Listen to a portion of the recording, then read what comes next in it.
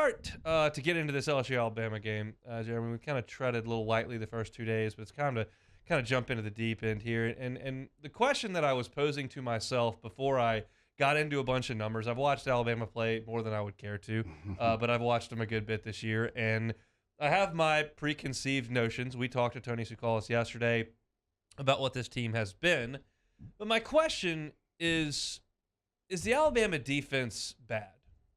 Because you think back to the Texas game, you go, man, Quinn Ewers was throwing it around a little bit, and they were in big trouble when Texas was scoring some points. And you look back and you go, God, Haynes King, that guy's awful. But they were right in the game and had a one play to win the ball game. Hendon Hooker went up and down the field. Is this a poor Alabama defense? So then I start to dive into numbers. And, okay, what have teams done? And I started with the rushing. Texas ran for 79 yards on 33 carries, 2.4 a carry, just about nothing. Arkansas is an exceptional running team. Rocket Sanders has been great. KJ Jefferson's a load. They can really move the football on the ground. They're second in the league in rushing.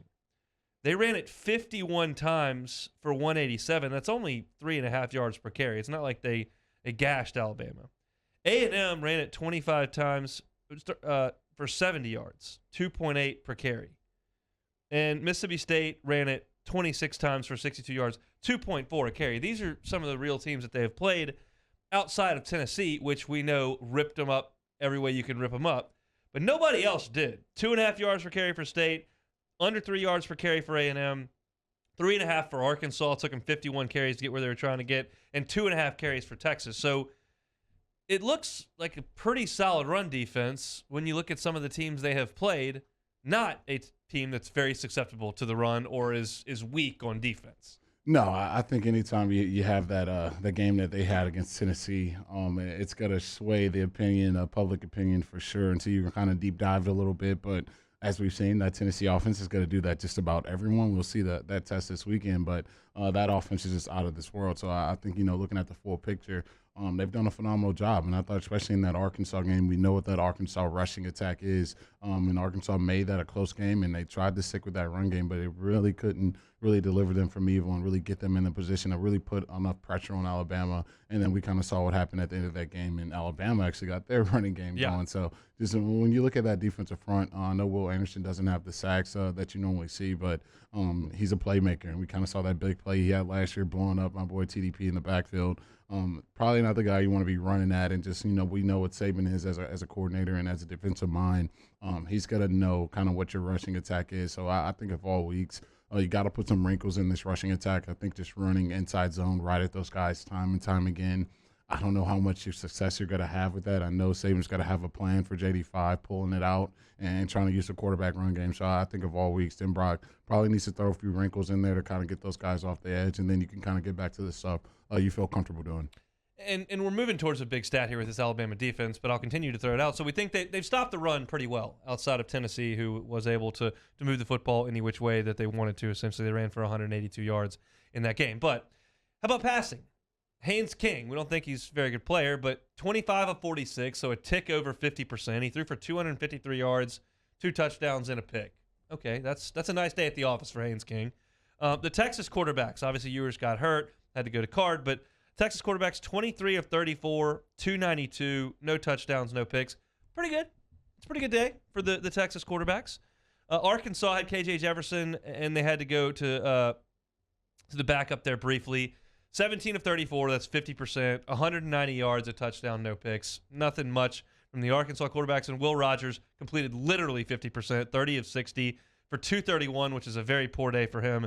No touchdowns, no picks. In those 4 games, A&M, Texas, Arkansas, Mississippi State, quarterbacks completing 55% for 241 yards per game. They've got 3 touchdowns and 1 pick. So it's not – they haven't been gashed through the pass. Josh Pate put out, who we've talked to many times on the show from 247, has put out a stat yesterday, said, look, Alabama on the season has allowed the 6th fewest touchdowns in the FBS. Only 5 teams have allowed fewer. The number they've allowed this year is 15. 7 of those came from Tennessee. That is almost half. So, yeah, Tennessee cooked them. Hendon Hooker threw for 5 touchdowns. They were running the football. They scored a ton of points. They ended up scoring 52 with some help from the defense. But outside of that, Bama's played some pretty good defense. Yeah, they really have, man. But to me, I think, I'm going to always ask myself, the matchups matter. So you kind of look at the schedule. You played Utah State, you played UL Monroe, you played Vanderbilt, the Doors, and then you got to go against Haynes King, obviously Arkansas in that passing attack. I don't think they're lighting the world on fire. Their receivers, I don't know if they stack up to, what LSU is. And we kind of know the stranglehold that Saban has on that air raid offense. And so to me, when they went against a really, really talented passing attack and talented receivers, a talented quarterback, we saw what kind of happened to that passing attack. And you kind of look at the rest of the schedule.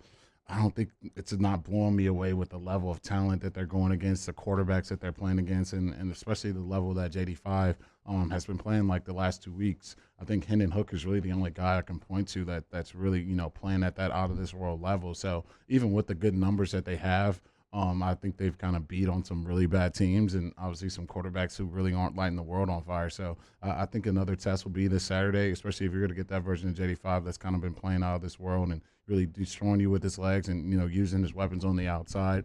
I think they're going to get another real test this Saturday based on kind of looking at their whole season and kind of who they played against. And that's a totally fair point. And it's why I tried to take out the Utah State, ULM, Vanderbilt statistics because I don't think they matter at all. But I was trying to pare it down to the guys that we think are functional D1, high-level players, some better than others. But I would have thought, based on just kind of looking back at paying attention to that game as I did, how many points did I think Texas scored? I would have said, they probably scored 28, 30 points in that game.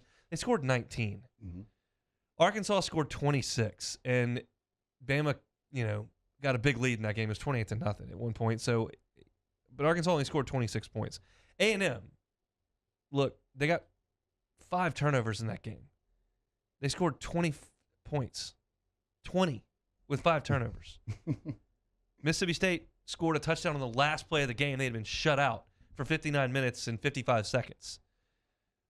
So the Tennessee game is the outlier. And I think my point here is not as much about the Alabama defense, which is not what it was in 2011 or 2012, and you can't really play defense like that anymore. Georgia tries, and they're very good, but we'll see what they can do on Saturday. My point here, I think Tennessee's just really good, and anybody who tries to kind of poo-poo that, Alabama's played good defense against everybody, and they couldn't stop Tennessee at all. Big plays, running plays, long drives, quick strikes.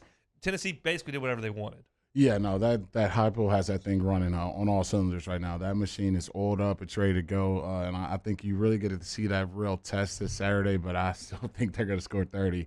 I just think it's just Hooker just has full control of that offense. And so you kind of saw, that Saban defense really just, I don't know how many other times you could point to them giving up 52, even with getting multiple turnovers, even getting a fumble 6 and scoring a touchdown that way, still finding a way to give up that many points in any football game. I just can't remember it. Even those big performances by Manziel or Cam or whoever you want to point to, those guys weren't putting up 52 points. And so you kind of saw that avenue to where, the vertical passing attack was a huge, huge problem for that defense. And I know our boy Elias Ricks wasn't out there playing many snaps that game, but I think that's kind of what JD5 has to do this week. You got to put pressure on those cornerbacks on the outside, on those safeties who I don't think really run well, especially when you're challenging them deep, and really give all these, big time receivers an opportunity to kind of put pressure on those guys. Either you're going to get an incomplete pass interference, make it a big time flow, but what JD5's been doing is really not putting the ball in harm's way. And if you can play that brand of football,